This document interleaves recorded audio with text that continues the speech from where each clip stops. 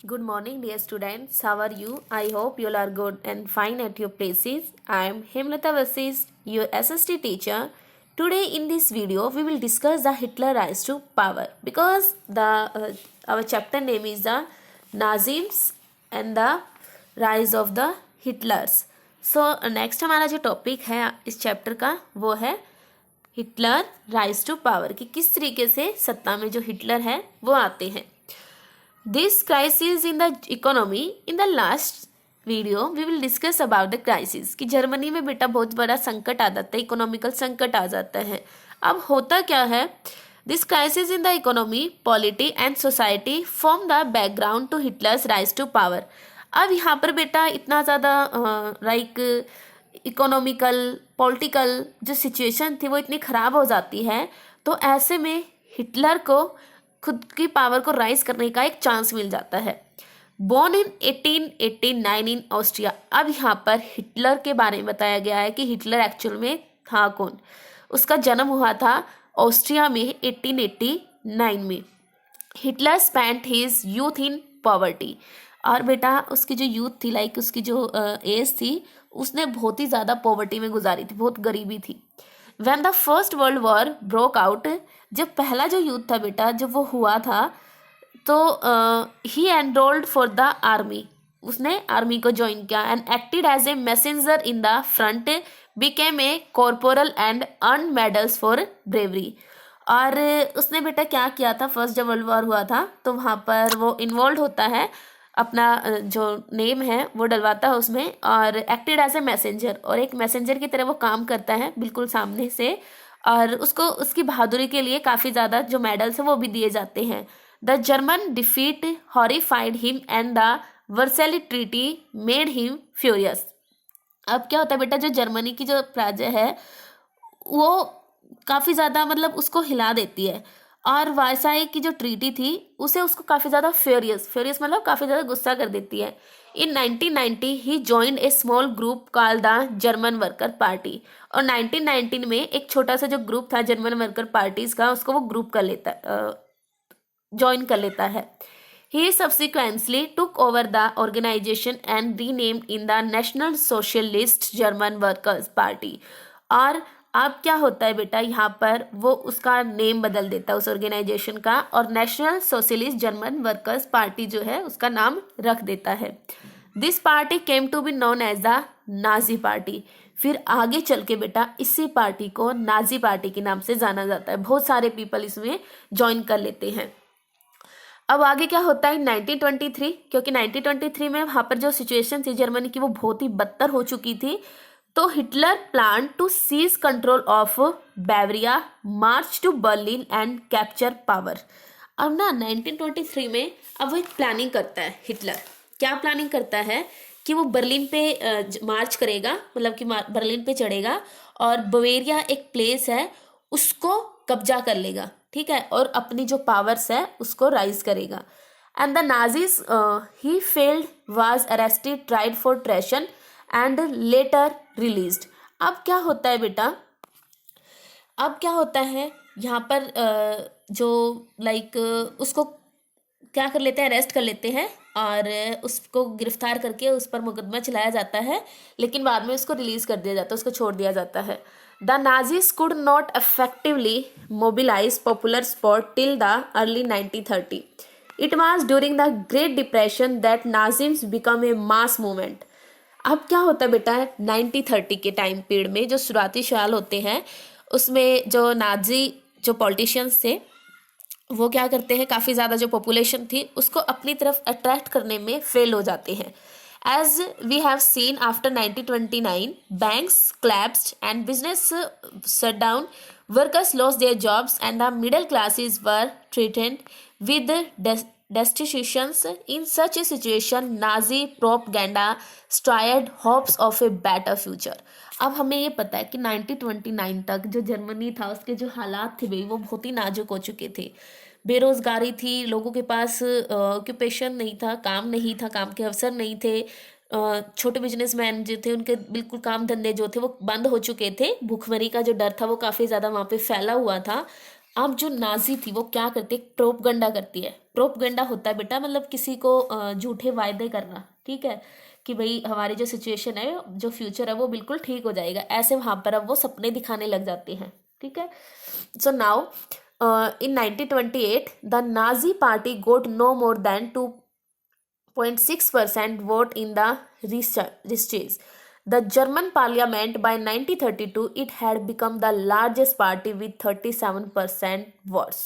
अब क्या होता है 1929 में, नाजी जो पार्टी है बेटा वो जर्मन जो संसद है राइस्टाइग उसके लिए इलेक्ट की जाती है, मतलब एज अ अपना रिप्रेजेंटेटिव वहाँ पर खड़ा करती है, जिसमें से सिर्फ वहाँ पर नाजी जो पार्टी है उसको 2.6% ही वोट मिलते हैं। और 1932 के आते आते देश की सबसे बड़ी पार्टी बन जाती है ये, और उसके बाद इसको 37% वोट मिलते हैं। किसको? नाजी पार्टी को। शुरुआत में उसकी सिचुएशन बहुत ही ख़राब थी, लेकिन धीरे धीरे जो पार्टी है काफ़ी ज़्यादा फेमस हो जाती है। अब यहाँ पर एक न्यू वर्ड यूज़ किया गया है, यहाँ देख सकते हो आप, प्रोपगेंडा। प्रोपगेंडा क्या होता है बेटा?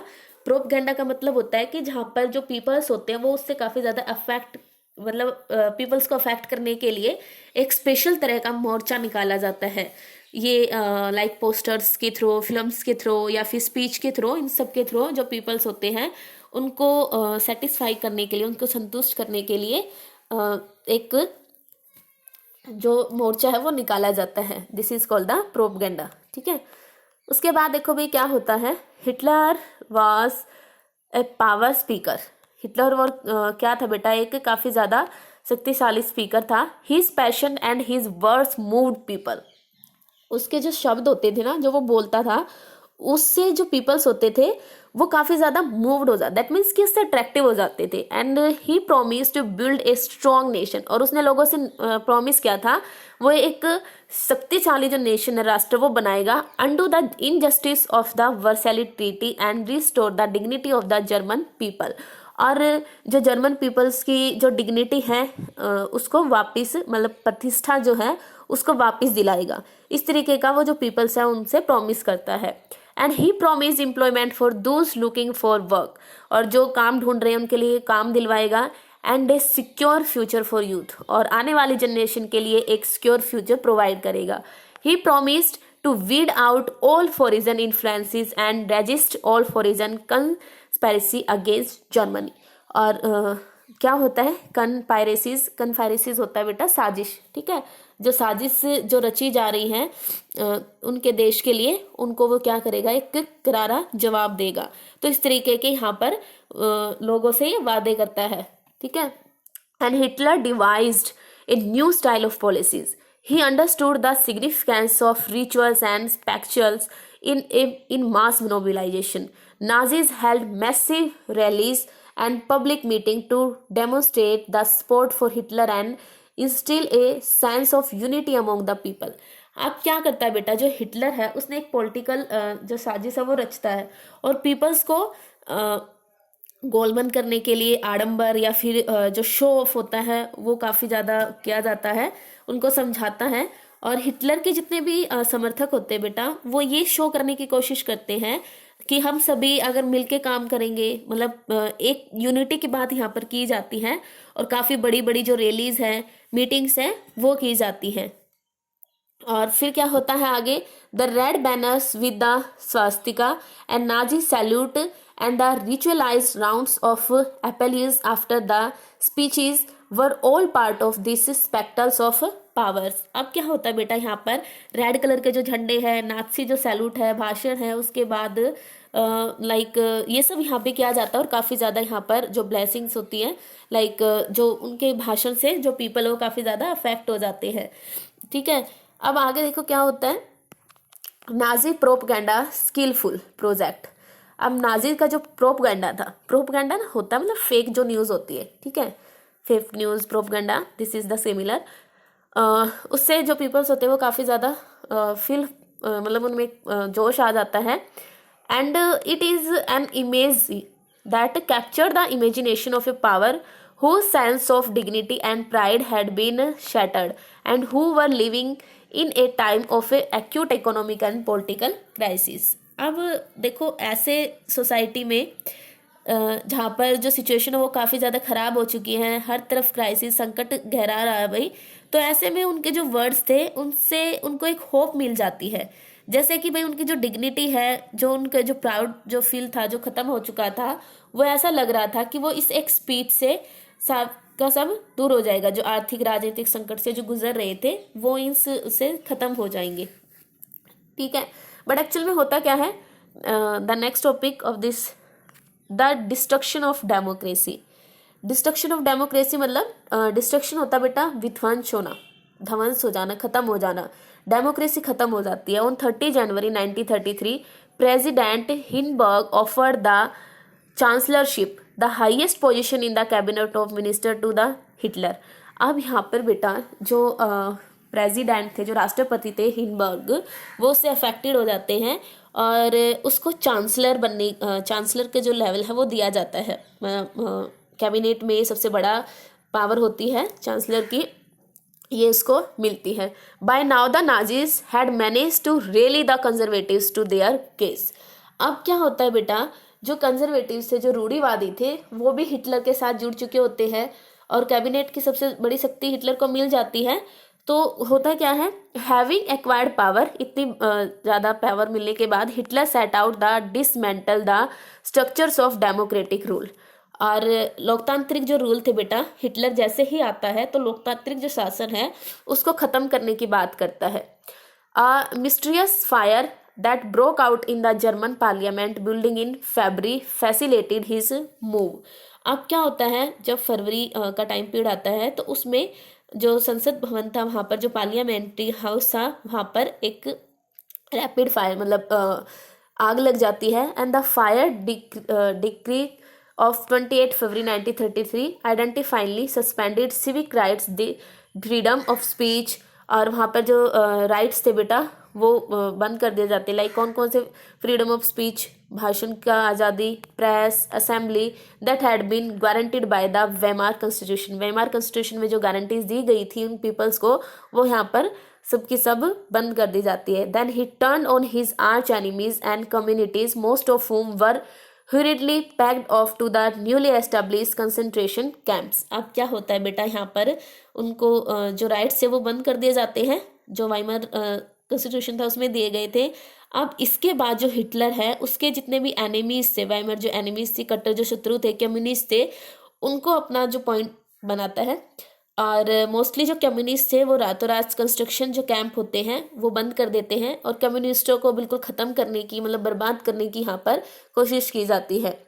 The repression of the communist were severe, severe का मतलब होता है उनको ख़त्म कर देना, बर्बाद कर देना। Okay, out of the surviving 6088 arrest files of Dusseldorf, a small city of half a million population, 1440 were those of communists alone. They were, however, only one among the 52 types of victims persecuted by the Nazis across the country। अब क्या होता है बेटा, इनमें से 6088 जो फाइलें थी वो उनमें से जस्ट 1440 कम्युनिस्ट जो फाइलें वो बची रहती हैं। और जो नाज़ी होते हैं वो सिर्फ कम्युनिस्टों को ही ख़त्म नहीं करते, बल्कि नाज़ी जो एम्पायर है वो टोटल 52 टाइप्स के जो पीपल्स हैं उनको अपना जो निशाना बनाते हैं। ठीक है, 52 जो विक्टिम्स थे उनको ख़त्म करने की कोशिश करते हैं। On 3 March 1933 the famous enabling act was passed. 1953 में बेटा एक जो फेमस एनेबलिंग एक्ट था, विशेषाधिकार जो विशेषाधिकार एक अधिनियम था, वो पास किया जाता है। This act establish dictatorship in Germany. और जो ये एक्ट है बेटा, ये जर्मनी में डिक्टेटरशिप जो गवर्नमेंट है उसको एस्टेब्लिश कर देता है। डिक्टेटरशिप होता है तानाशाही। It gave Hitler all power to sideline parliament. अब यहाँ से क्या पता चलता है कि हिटलर कैसा था, एक डिक्टेटरशिप रूलर था। Parliament and rule by decree, all political parties and trade union were banned except for the Nazis party and its affiliates. The state established complete control over the economy, media, army and judiciary। अब यहाँ पर क्या होता है बेटा कि party और जो ट्रेड यूनियंस थे उन पर रोक लगा दी जाती है और इकोनॉमिकल या फिर जो मीडिया, आर्मी, वहाँ पर जो जुडिशरी थी उस पर पूरा का पूरा जो कंट्रोल है हिटलर का हो जाता है। And the now special surveillance and security forces were created to control and order society in way that the Nazis wanted. और यहाँ पर बेटा जो नाजीज चाहते थे उसके अकॉर्डिंग पूरा जो सोसाइटी है वो कंट्रोल हो जाती है.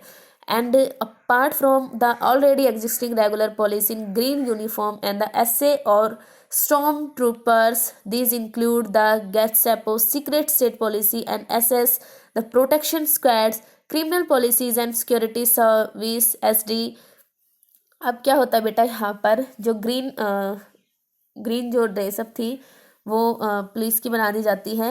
ऐसे स्टॉर्म ट्रूप्स, गेस्टापो, SS सुरक्षा जो सेवा थे वो सब बनाई जाती है.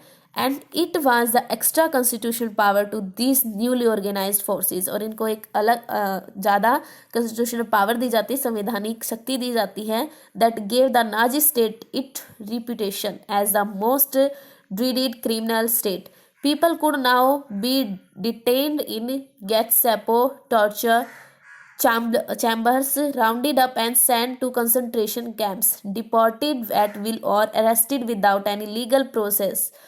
The police force acquired power to rule with impunity. अब क्या होता है बेटा, यहाँ पर जो इनके खिलाफ कार्रवाई की जाती है, जो किसी भी बिना कानूनी कार्रवाई के जो देश से निकाल दिया जा सकता है या फिर उनको अरेस्ट कर लिया जा सकता है. और ऐसी पनिशमेंट दी जाती है, मतलब जो फ्रीडम जो पुलिस बल है उनको निरंकुश निरपेक्ष शासन का जो अधिकार है वो यहाँ पर उनको मिल जाता है. सो टोटली हम यहाँ कहेंगे कि जो हिटलर की जो छवि तो वो बिल्कुल भी अच्छी नहीं रही भाई. ऐसा देख के लग रहा था कि उसने जर्मनी की जो क्राइसिस था, इकोनॉमिकल जो क्राइसिस था, पॉलिटिकल जो क्राइसिस था, उसका ही सिर्फ बेनिफिट ले रहा था. सो आज की इस वीडियो में हम चैप्टर को यहीं तक रीड करते हैं.